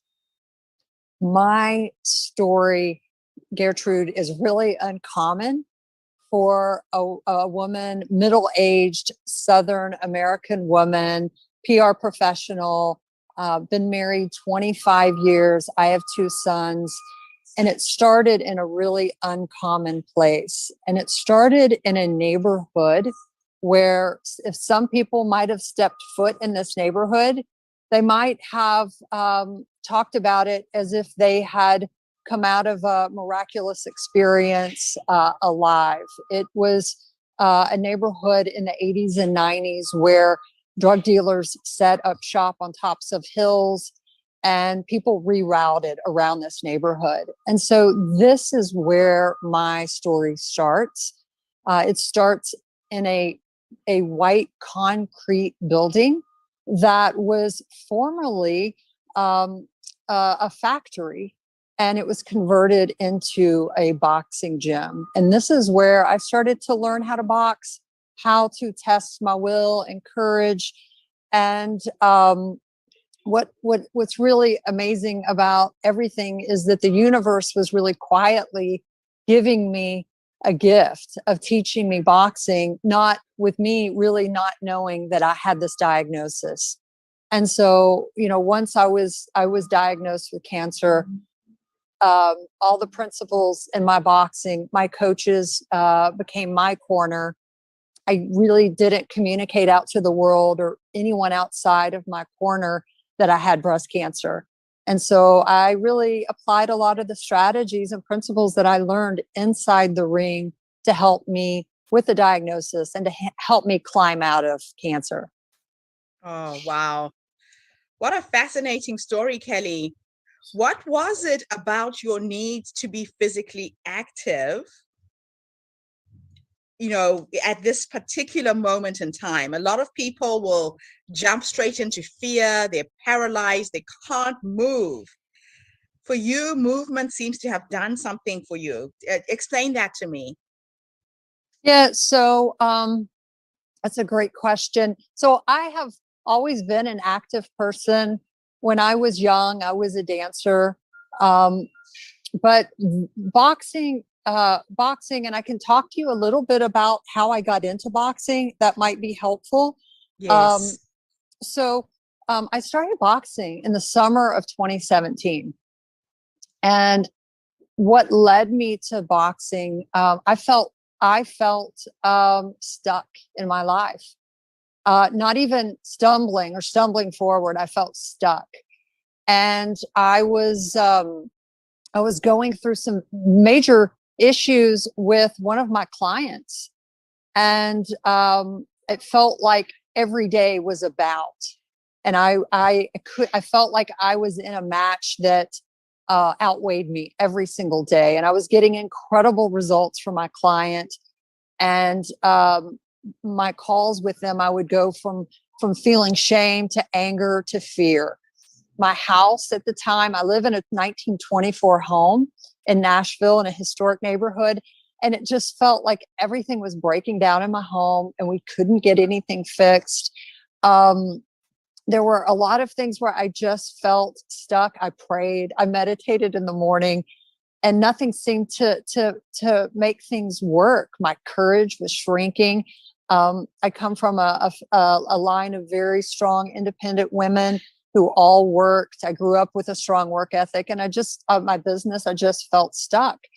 And one day after work, and I'm sure a lot of other women have experienced this, just to pull me from the brink, I decided to go to a very popular boxer size gym up the road. And that day, I saw my client's face on the bag and just threw really angry punches at a bag and thought I was going to be really good at this boxing thing, with not understanding that that's the last thing you want to be when you box.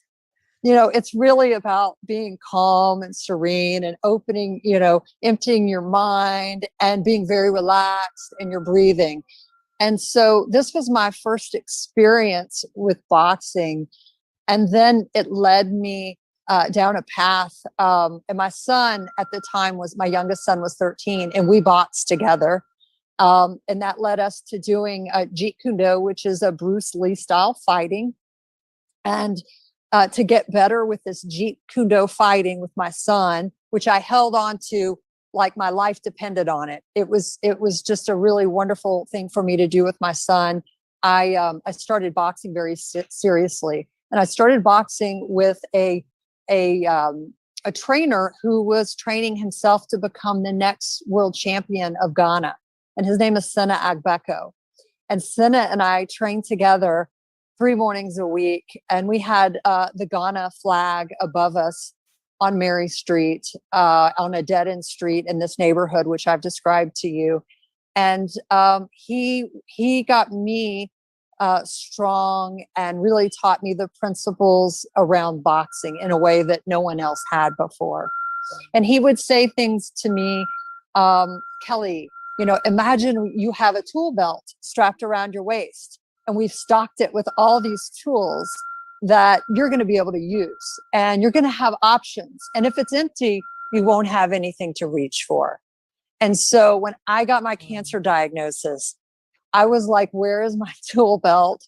Where's my breath? Where are some of the basics that Senna had taught me? And I really didn't want this to be a wasted year of my life. I didn't want to die. I didn't want it to be a wasted year. I had fought so hard to be strong physically. And so at that point in time, I really decided to really study everything I had learned around my boxing. And I was going to take these principles and have minimal downtime from chemo. I was going to have quick recoveries from my surgeries. And so this is kind of how it all came about. Wow. It's just incredible how you seem to have the spirit in you. This little spark that I don't think anything can really put out that spark. Where does that come from? Is it your background? Is it your faith? there's something in you, Kelly. And I mean, you and I have just met, but I can feel it. I can sense it. Where does that come from? You know, I was raised by women who worked hard and had that spark. And I think it just transferred over to me. One of the women that helped raise me, you were raised by your grandmother, I heard, right? Yes. Partially. So Yes. not my grandmother, but my great grandmother, who was born in the 1800s, helped raise me. She had a beauty shop, you know, when she was in her 20s. And all these women had professional careers and they worked really hard. They wanted to do things right in the world. I think they had a lot of integrity. And so I don't know. I feel like it's probably just from a lot of the women and some of the DNA. It's in your genes. It's in your genes. And now you get to pass that on to thousands of women around the world with this phenomenal story. Mm-hmm. So if you were to go back to the younger you on that day when you got your diagnosis and have a conversation with that young woman, what 3 nuggets of wisdom would you give her based on what's happened, where you are now in your life? A couple things. So one of my coaches is Royce Fentress, and he is a Division I strength coach, and he gets a lot of youth to Division I colleges and universities in America. One of the things that he talks about is it's all good, and to really think the good and the bad, it's all good. And I think about some of the horrific, most worst situations that I went through with my breast cancer. And I can tell you incredible, beautiful things that came out of it. So really, it's all good. Another principle is, and Royce communicated this to me, and it's around pity. And pity is energy, and it takes people in a really dark place. And so really, for me, one of the reasons I didn't communicate my breast cancer diagnosis is because I didn't want those pity eyes looking at me as I was going through it, because I really wanted to stay strong.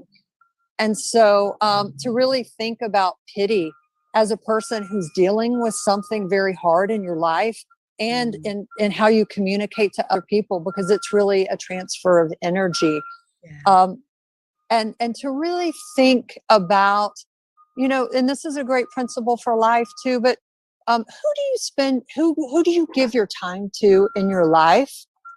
And who are you going to give your time to when you're in this major fight? And to really formulate and put together a corner of people who you think are going to be in your best interest.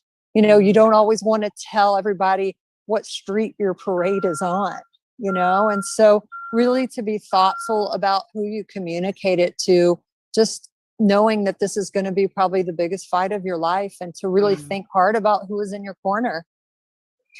Wow. Well, you certainly managed to do something that has never been done. I just absolutely love the fact that you're now putting that in a book so more people can read about this story, find inspiration from your story. What is the title of the book, and where can people get it? Sure. So the title of my book, Gertrude, is The Fight for My Life, Boxing Through Chemo. People can purchase the book there's going to be a pre-sale in June, and it's will be published in August, and it's available on The Fight for My Life, www.thefightformylife.com. Absolutely wonderful. You are inspiring, Kelly. I can't wait to finally meet you in person when you come to New Zealand for the filming of the Herstory pilot. Yes, absolutely. I can just so see you coming. And thank you to everybody who's tuned in today. So if you are a woman today who has been listening to this interview, you've been given a certain diagnosis, it could be cancer, it could be your heart, whatever that diagnosis is, it's just a story. And you get to decide, you get to create where you go with your life from this minute forward. Listen to Kelly's story, absolutely inspiring. She is a fighter. Please buy a copy of her book. And it could be that you've just been knocked back by life. It doesn't have to be a health challenge. Sometimes we read these stories to pick ourselves up, to see what another woman has done with her life, with her challenges. Thank you, Kelly, for putting this in a book and sharing it with the world. Thank you, Gertrude. I'll be back again tomorrow with yet another amazing story, everybody. Have a fantastic day wherever you are in the world. Bye for now.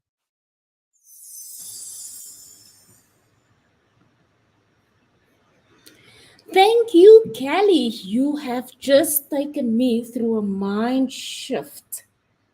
I've always been of the opinion that people that boxers, does it because they get rid of anger, frustration, and whatever else. And you have just told me it's not the case. To be a boxer, you have to be calm, and you have to have a clear mind. So maybe this is something I should explore in the near future. But I am super chuffed with how you have worked through this, and I'm sure the story will be good for other women that can take a page from this. I like the fact that Kelly has mentioned pity is energy that takes you into a dark space, and one should actually not allow yourself or use your energy in that negative way. So Kelly has gone from dancing into boxing, and she's actually turned her own life around. So thank you for that. Moving on to our last and final speaker for the evening, it is Alex Alexander.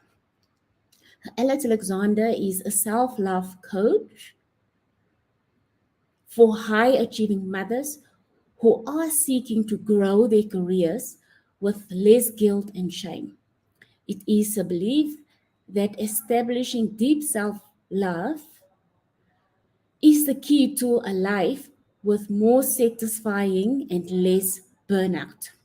Over the past 10 years as an entrepreneur, she has built over 3 businesses from ground up while simultaneously navigating motherhood and a 9 to 5.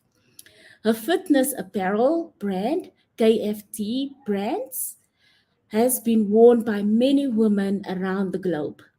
She believes that there is more value in curiosity than knowing, and strives to spark the investigation, thinking in her clients as they learn to navigate the path that is uniquely theirs.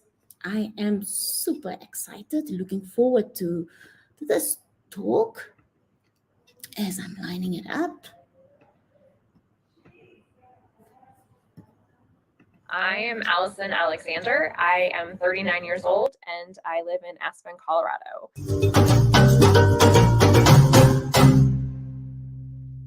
Hello, everybody, and welcome back to the Herstory TV and the Herstory podcast. This is Gertrude Mache here in beautiful Wellington, New Zealand, and I am graced with the presence of yet another fascinating businesswoman, entrepreneur, coach, coming to us all the way from the United States and Colorado. Welcome, welcome, welcome to our platform. Tell everybody your full name, exactly where you're based, how old you are, and share your story with us today. Excellent. Thank you so much for having me. I am Allison Alexander. I am 39 years old and I live in Aspen, Colorado. 10 and a half years ago, I launched my first clothing line. It was a children's clothing line. And I started actually that company by selling some old clothes that I had for my daughter. And I used that money to kind of trade up. And without knowing anything about fashion or business, I launched that company about 10 and a half years ago. And then 6 years ago, I launched my second company, which is a fitness apparel company, which is still running now. And we are a global brand. Actually, I do have several customers in New Zealand and in Australia. So there are several in your neck of the woods who wear my clothing. Yeah, it's pretty exciting. So So I do that. And then professionally, I have worked in education for the last 15 years. I've worked with nonprofits, doing educational consulting for government agencies, and also worked in libraries and also worked in educational research. So I have a background of working with young children and their families, as well as being an entrepreneur. And last year, I launched a coaching business, and that was during COVID. Several of my fellow apparel brand owners who were newer in the business started to reach out to me and asking me for suggestions and things like that. So I just started, it's like, why not help people? And so I launched my coaching business last year, and I've really been enjoying working with other fellow entrepreneurs who are starting to grow, either who are just starting their businesses or who are still in that kind of growing phase. So yeah, What a fascinating career you've had. So your inspiration was just to upgrade your children's clothing, and next thing you know, it led to something else. A lot of entrepreneurs are very fearful of starting businesses. What was it that prompted you, that gave you that little sign that you were on the right track and you trusted it and you followed that trail? Oh, that's such a good question. Actually, so when my daughter was born, my husband is a pilot, and I was having a lot of things custom made for her that were around aviation or were travel related that were kind of unique. And we would go out places and people would comment on them. And my husband said, you keep sending other people business. Maybe and they were all things that I had designed, but other people had created. So because my education is in library science, I've always been, I'm naturally curious and I can always figure things out. So I just started doing some research on how to start a clothing line, and I did it. So there wasn't a lot of fear, because I always say that curiosity is my superpower. And because curiosity is my superpower, there's nothing I can't figure out. And so and curiosity also creates possibility. And as long as there's possibility, you can't fail. And so that I had fear, obviously, but I decided to kind of walk along with it and just explore and make it a fun game. So along the journey, to get up to this point, what were the ups? What were the downs? What were the highlights and downfalls of your business career so far? Such a good question. In 2013, my business was going well, and I did the worst thing I think an entrepreneur can do. And I started to look at what other people were doing. And what I noticed was that several of people who I noticed had started businesses around the same time had opened brick and mortar stores. And so I thought, I will open a brick and mortar store. Everyone else has one. I will open one. I think we all have this dream. A lot of us have this dream of opening a boutique, and won't it be wonderful? I'll have, the lights and everything will be beautiful. Opening a boutique was the biggest mistake of my entrepreneurial career. And it was a long year where I realized that when you're a digital entrepreneur, you can come and go as you please. You can do all the things. I quit my 9-to-5, which had tremendous flexibility, by the way, to go open this boutique and be chained to a register, because I wasn't making enough money to hire a staff. At one point, the winter that I was open, I paid more money in snow removal for the parking lot than I made in sales in the store. So I was literally paying to park at a store that no one was coming to. So that was a real eye-opening moment for me, and a moment when I realized that in order to be successful as an entrepreneur, you truly have to look inward at what are your values and what's important to you. And so it was a very expensive, costly, exhausting experience, but I recovered. Oh, wow. When I moved to New Zealand 21 years ago, I did exactly the same thing. My kids were little, and so I'm an artist. I hand paint fabric, and I paint large 3-meter pieces of material. And I thought, I'll just quit my day job as a systems analyst in IT. I'll open a shop. I'll sell my fabric. And I spent a year in a shop with no customers. And nobody would buy the large pieces because nobody sews in New Zealand. It was just a total disaster. And also because the population is so small, you don't make money with product in New Zealand. If you're a service business, yes, you do. Yeah. And for 12 months, I sat in that shop not making a cent, but I hit on my next $1 million idea when I closed the shop. I went into the recruiting business for doctors. My ex-husband was a medical doctor. I just saw hundreds of vacancies, and when he was job hunting, I helped him. Reached out to friends in Africa and said, hey, do you want to come to New Zealand? 5 friends came, and in the first 5 months of business, I made $125,000 in 3 months and never looked back. But you are so right. And like now with COVID, I think a lot of entrepreneurs needs to see the value of having an online business, right? Oh, yeah. So you've been helping other entrepreneurs to pivot, to cope with the crisis. Give us 3 tips, 3 pieces of advice that somebody who has a brick and mortar shop can do to survive this pandemic. Ooh. Well, if you have a brick and mortar, blessings to you right now, like absolutely. And what I would encourage you to do is look at what aspects of your business are going really well. Like I always tell my clients that they should be looking for their strengths. What's going really well? How can we leverage that? How can we really, instead of focusing, I think sometimes we have a tendency to over focus on the things that aren't going well. And if you have a brick and mortar store, you're probably noticing my foot traffic is down. That's not going well. But if you can really kind of figure out what is going well for you and leverage that strength, if you can get really clear on your values, again, like I think everything has to come from our values. What is most important to you, not only in your business, but in your life? Like for me, I realized being chained to that desk and in that boutique, freedom is very important to me. Flexibility is so important to me. So in any business model, you need to make sure that it's reflecting what your values are for the life you want to lead. And then thirdly, I think that if you have a brick and mortar store, explore what knowledge you have that you could share with someone else that you don't necessarily, that they don't have to come in for. I was just talking with a woman the other day who is an auctioneer, and because auctions have not been going, there haven't been a lot of them, but she's been in fundraising for a long time. So now she's selling courses, teaching people how to fundraise. So if you have something that you know how to do, find that and then supplement your income if you are, attached to this brick and mortar that you have. Those would be my 3 things that I would suggest to anybody. I absolutely love that. I think I've made more money teaching people to do what I do than to do what I do. And it's that funny knowledge, right? And just understanding that there is enough to go around.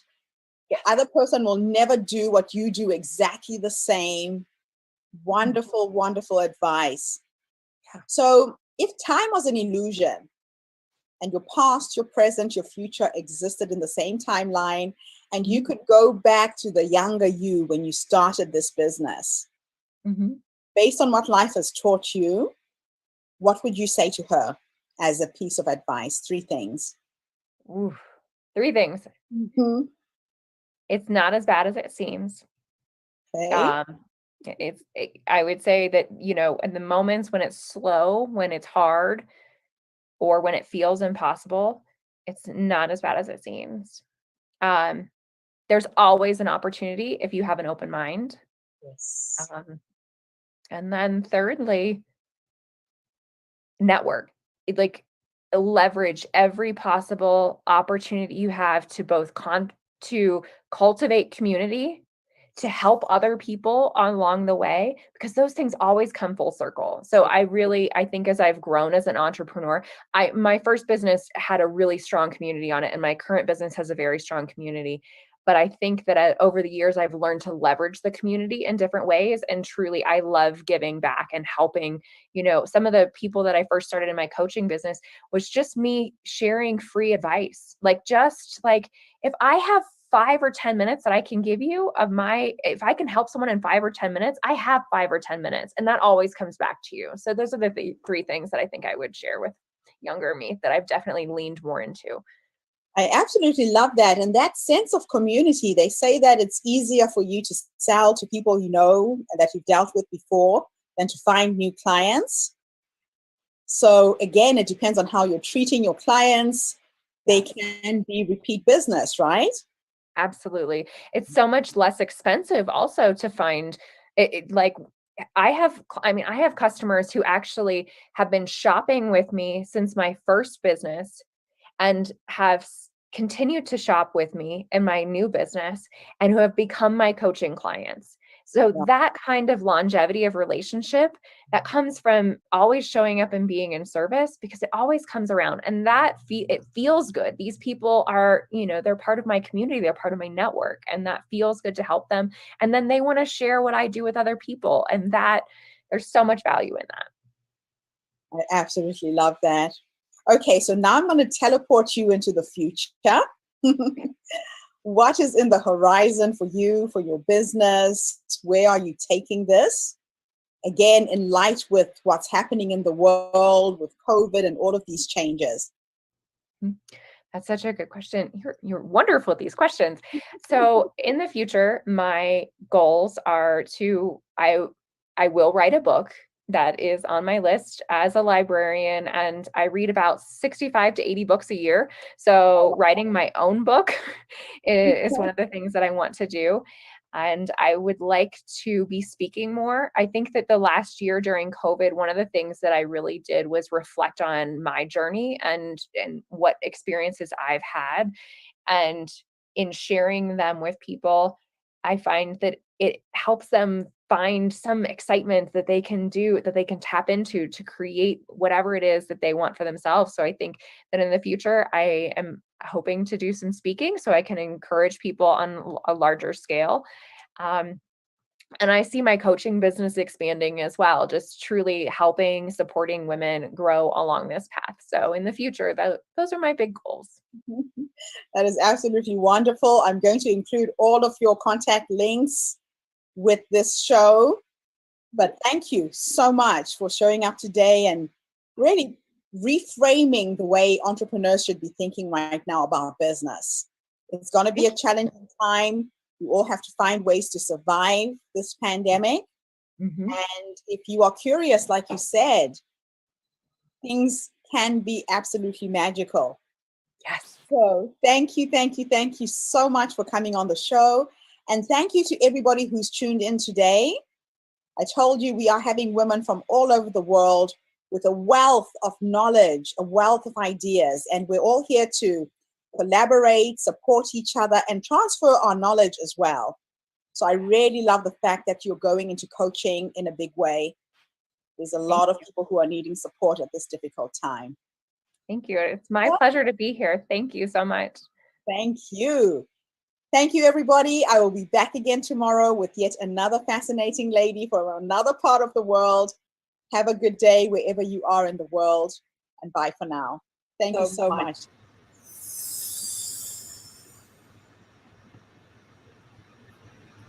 And that was a wrap for us for the evening, concluding day 13.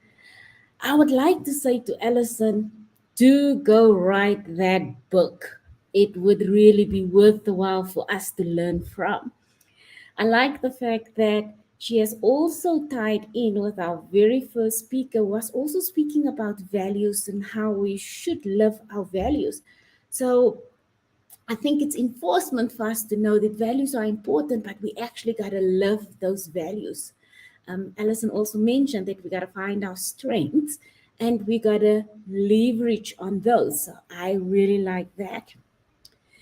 As I mentioned, this was our last and final speaker for the evening.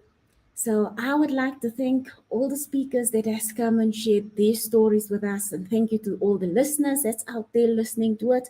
I really hope you've got some nuggets or you've got some encouragement or inspiration from the speakers that we've had. I'd like to thank Gertrude for creating this platform so that we as a woman can join together and learn from one another. So I'm going to say to you all good night, goodbye, good evening, depending on what time of the day it is on your side. And we will see you tomorrow. Have a blessed one. Bye.